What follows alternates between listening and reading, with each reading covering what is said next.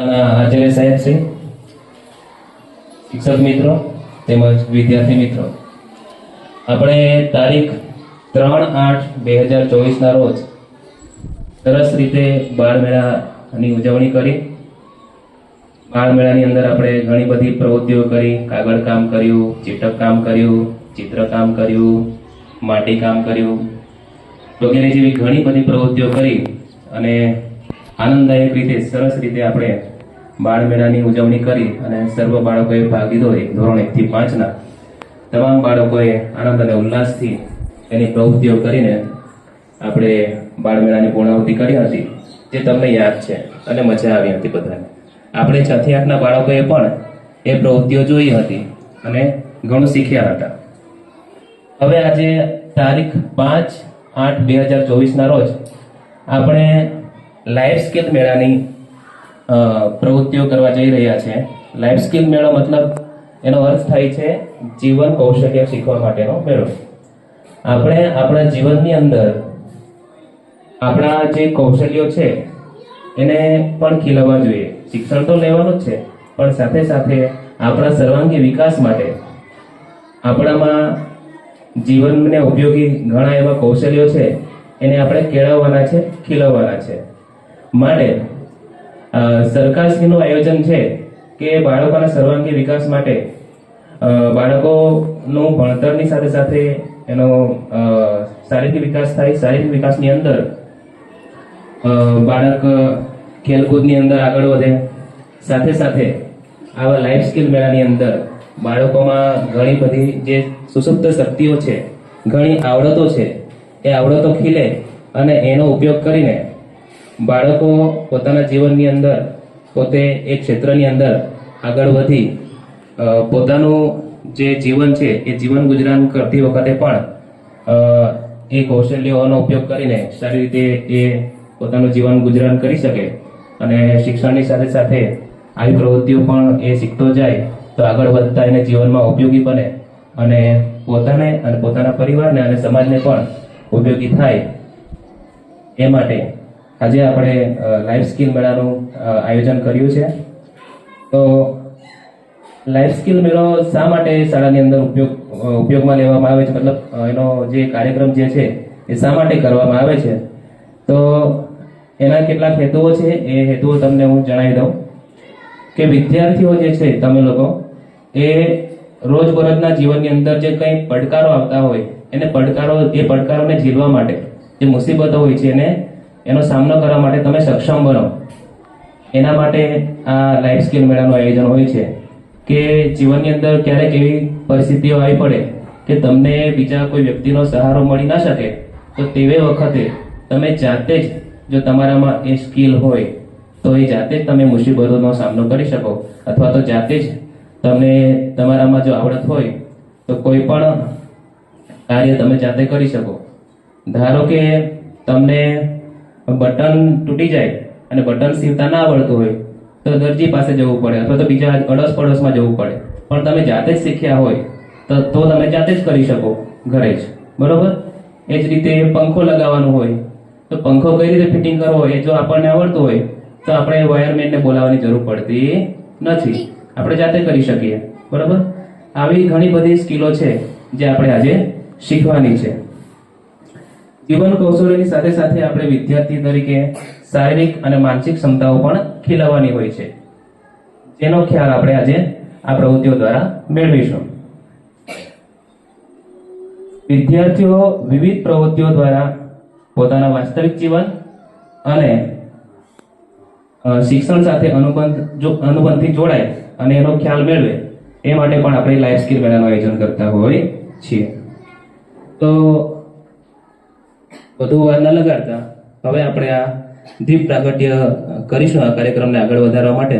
અને હું શાળાના આચાર્ય સાહેબને વિનંતી કરીશ કે તેઓ પણ આગળ આવે, જિજ્ઞેશભાઈ પણ આગળ આવે અને વિદ્યાર્થી મિત્રો 2-4 વિદ્યાર્થીઓ આગળ આવીને આપણે શાળાનો આ જે કાર્યક્રમ છે કાર્યક્રમને આપણે ખુલ્લો મૂકીશું. પછી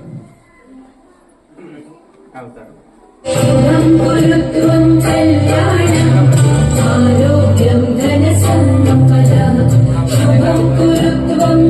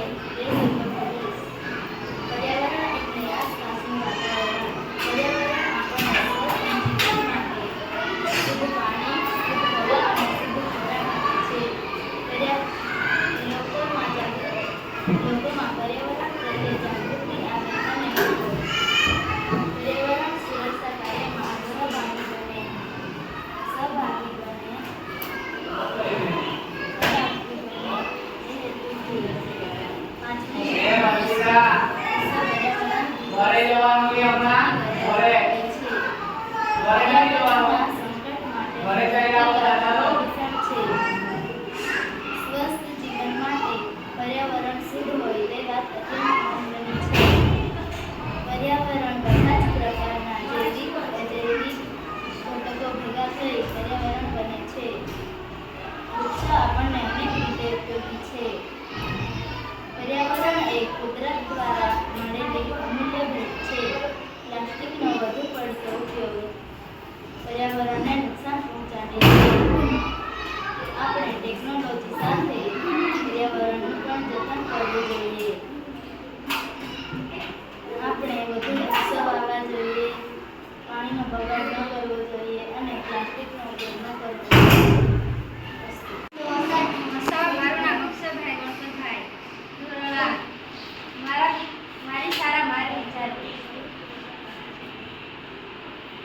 શાળાઓમાં વર્ગ પ્રમાણે શિક્ષકો હોવા જોઈએ. દરેક વર્ગમાં લાઇટ, પંખા, સ્માર્ટ ક્લાસ વગેરેની સુવિધા હોવી જોઈએ. શાળામાં હોસ્ટેલ હોવી જોઈએ. શાળામાં વધારે બાળકો આવે એવી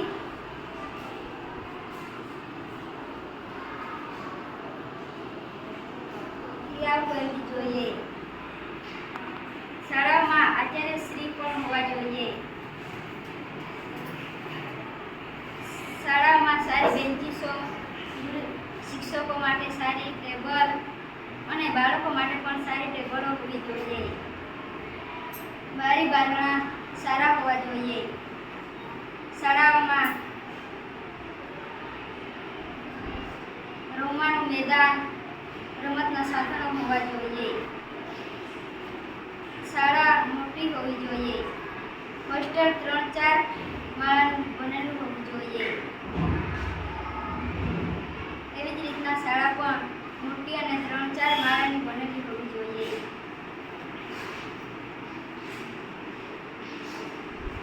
દરેક વર્ગમાં કમ્પ્યુટર વર્ગ હોવા જોઈએ.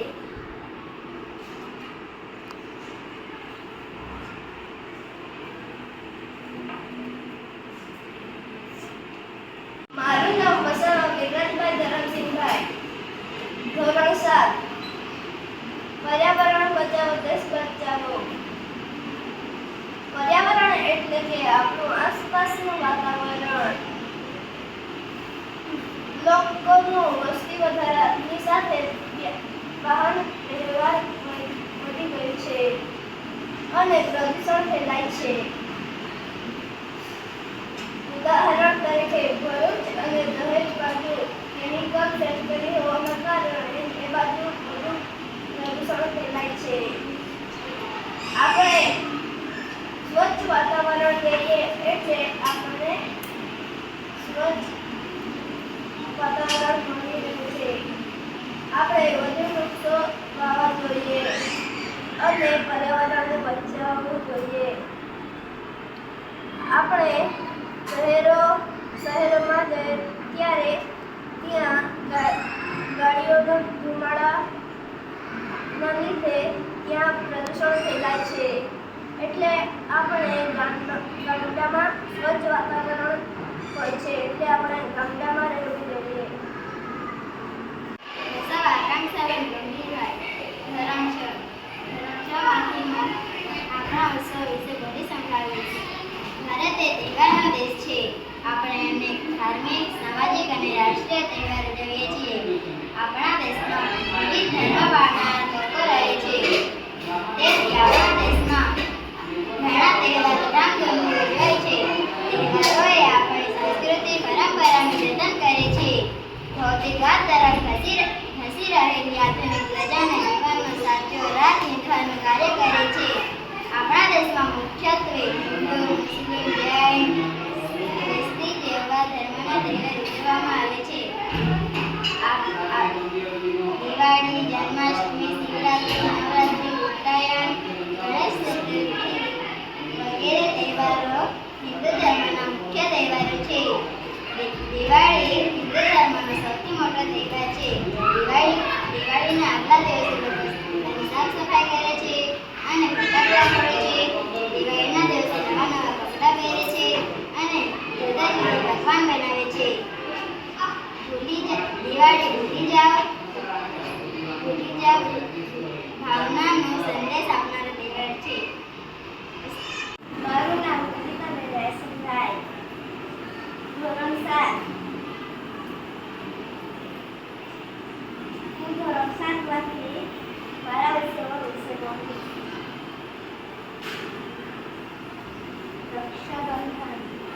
રક્ષાબંધન ભાઈ બહેનના પ્રેમનો તહેવાર છે.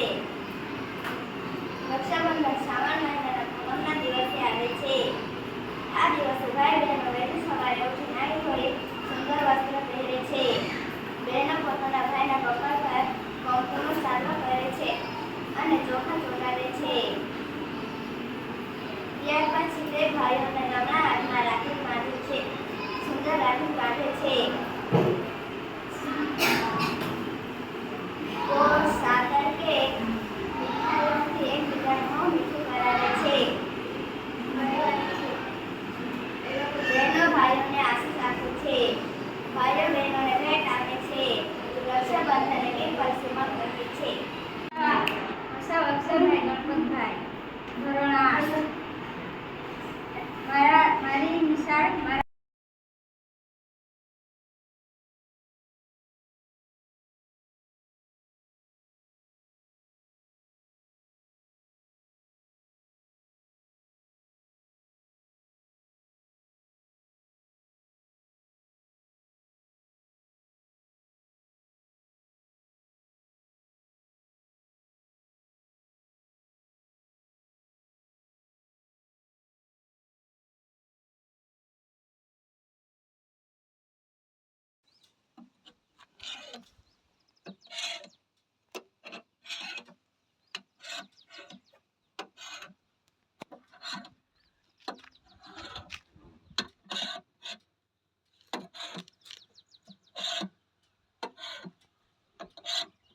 લાંબો હોય ને તો ખુલી જાય જલ્દી.